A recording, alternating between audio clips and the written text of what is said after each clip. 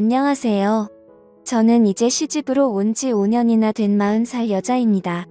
남편은 동서와 같은 섬유를 만드는 회사에 다니고 있었고, 우리와 동서네는 바로 앞동 같은 층에 살고 있었어요. 저는 사랑하는 우리 3살 된 아기 때문에 회사를 그만두고 집에서 아이를 보고 있던 상황이었습니다. 남편과 동서는 서로 온라인 마케팅 부서여서 제품을 홍보하고, 외부 업체에서 문의가 들어오면 그 업체로 가서 제품에 대한 설명과 판매까지 했는데요. 그래서 저나 도련님이 서로 집에서 사랑하는 사람을 기다리는 것.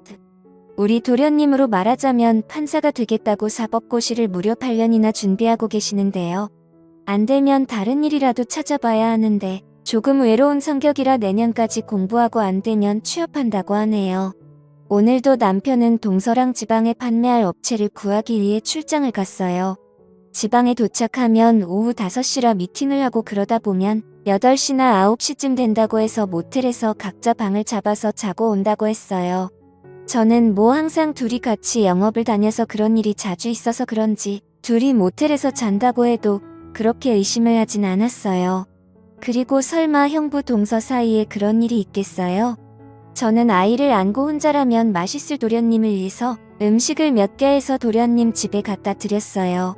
그리고 다시 집에 와서 똘망똘망 이쁜 눈을 뜨고 제 등에 엎혀서 가만히 있는 아이와 함께 청소와 빨래 그리고 설거지 등 집안일을 했어요. 그리고 남편이 입고 나갈 옷도 다림질도 하고요. 다음 날이었어요. 출장을 갔다가 오후 2시나 돼서 집에 들어온 남편이 제 눈치를 보더니 화장실을 가는 거예요.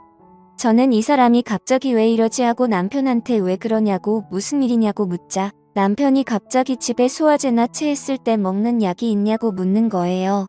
없다고 하자 얼른 좀 사다 달라고 하는데 일단 알았다고 하고 약을 사러 약국에 갔어요.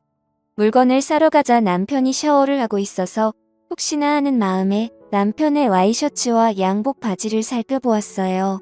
그런데 정말 제 예상을 빗나가지 않더군요.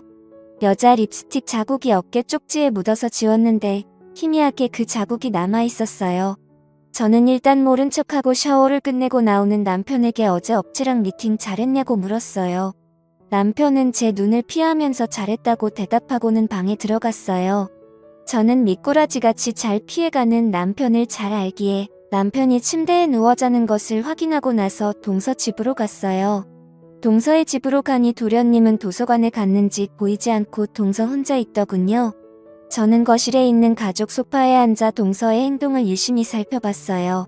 제가 오면 항상 웃으면서 저에게 과일도 주고 그랬는데 오늘은 조금 저에게 찔리는 게 있는지 웃지 않고 표정이 안절부절이더군요.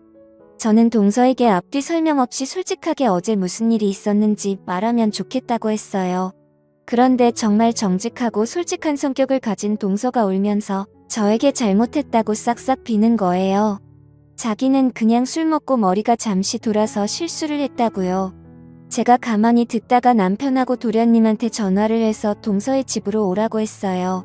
집 앞에 있는 도서관에서 공부를 하던 도련님은 5분 지나자 바로 들어오시고 남편이 10분이 넘어서야 아파트 현관을 들어와 계단을 타고 올라왔어요. 저는 동서를 보고 다시 아까 한 이야기를 해보라고 했어요. 동서는 울먹울먹거리고 도련님은 그런 동서를 이상하게 쳐다보고 남편은 안절부절하며 저를 데리고 밖으로 나가려고 하더군요. 저는 그런 남편의 얼굴에 정확히 뺨을 때렸어요.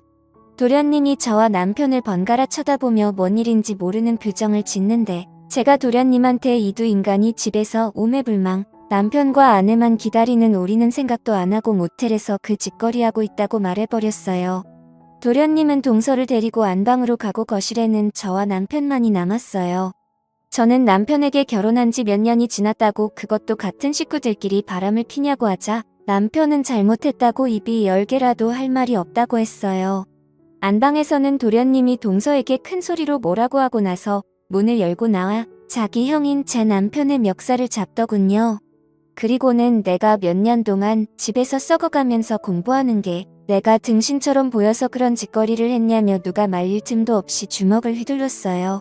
저는 일단 도련님의 집에서 나와 제 집으로 가서 남편 회사에 전화를 했어요. 남편의 직속 후배가 받아서 어제 남편 외근 어디로 갔냐고 물었더니 외근을 안 가고 몸이 안 좋아서 반차를 쓰고 조퇴를 했다고 하더군요. 저는 어이가 없었어요. 이제 3살이 된 아기를 낳아두고 아빠라는 사람이 자기 동생 와이프랑 바람을 피다니 마지막으로 아니길 바라며 이 모든 게 거짓말이길 바라며 전화로 확인했는데 모두 사실이었어요. 저는 그 자리에서 일어나 남편의 옷가지들을 모두 꺼내기 시작했어요. 그때 얼굴에 멍이 들고 입가에 핏멍이 든 남편이 현관을 열고 들어왔어요. 저는 그 모습을 보고 아무 말도 하지 않고 계속 남편의 양복이며 속옷 그리고 옷가지와 시계며 반지며 남편의 물건은 다 꺼내서 거실 바닥에 던졌어요. 남편은 저를 쳐다보면서 절망적인 표정을 지었어요. 고작 한순간의 실수로 인해서 그것도 이렇게 단번에 발각이 될 줄은 몰랐겠지요. 하지만 그 단 한 번의 실수도 저는 그 누구보다도 남편을 믿고 그렇게 많은 출장을 보냈던 저는 그것을 용서해 줄 수 없었어요. 저는 남편에게 그것들을 가지고 이 집에서 나가라고 했어요. 당신이 침실방을 가든 어디 또 모텔 가서 자든 이제 더 이상 상관 안 할 테니까 마음대로 나가서 살라고 했어요. 남편은 제발 한 번만 봐달라고 했어요. 저는 남편에게 너가 나를 얼마나 우습게 생각하고 동네 아줌마처럼 생각했는지 몰라도 난 그런 아줌마들과는 다르다고 너가 날 배신한 순간 이런 결과가 나올 거라는 거 예상하고 저지른 짓이라고 하자 남편은 절대 아니라고 정말 잘못했다고 연신 엎드렸어요.